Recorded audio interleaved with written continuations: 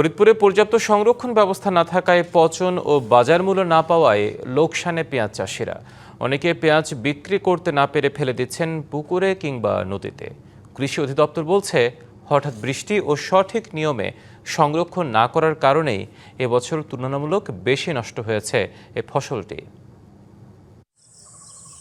পেঁয়াজ উৎপাদনে সারা দেশে দ্বিতীয় অবস্থানে ফরিদপুর। দেশের চাহিদা মেটানোর ক্ষেত্রে যুগ যুগ ধরে বড় ভূমিকা পালন করে আসছে এখানকার পেঁয়াজ।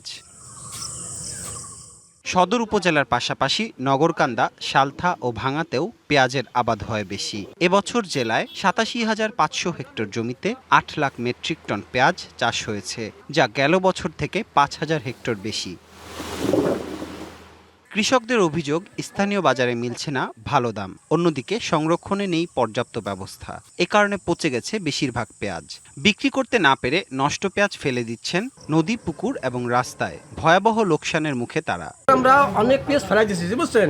তারপর যে ভালো পেঁয়াজটা, ও পেঁয়াজটা আমাকে দাম দিতেছে না, ৮০০, ৮৫০, ৯০০। এতে আমরা কৃষক শেষ। যে পরিমাণে খরচ করা হয়েছে সেই পরিমাণে আমরা দামটা পাইতেছি না। ম্যাক্সিমাম পেঁয়াজি পছন্দ হয়ে গেছে। ম্যাক্সিমাম ১০০ জন কৃষক থাকলে ৬০ জন কৃষকের পেঁয়াজি পছন্দ লেগে গেছে।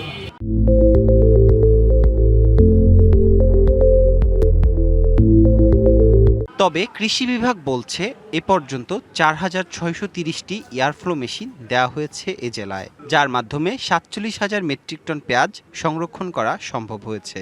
হঠাৎ বৃষ্টি, অতিরিক্ত সার ব্যবহার আর সঠিক নিয়মে গ্রেডিং না করে সংরক্ষণের কারণেই এবছর তুলনামূলক বেশি নষ্ট হয়েছে। যেহেতু পেঁয়াজ এটা উৎপাদন মৌসুমে এবার বেশি পেঁয়াজ উৎপাদন হয়েছে, আমরা কৃষকদেরকে পরামর্শ দিচ্ছি পেঁয়াজটিকে যদি সংরক্ষণ করা যায়, বিশেষ করে ব্লোয়ারে বলেন বা অন্য কোনোভাবে যদি সংরক্ষণ করা যায়, তাহলে ২-৩ মাস পর এখান থেকে তারা একটা হয়তো ভালো মুনাফা অর্জন করতে পারবে। কৃষক বান্ধব সরকার বর্তমান যে কাজটি করছেন সেটি হচ্ছে কৃষকদেরকে পেঁয়াজ সংরক্ষণের জন্য এয়ারফ্লো মেশিন বিতরণ করছেন।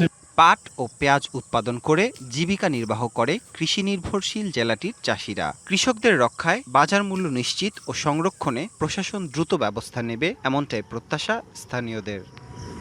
DBC news desk.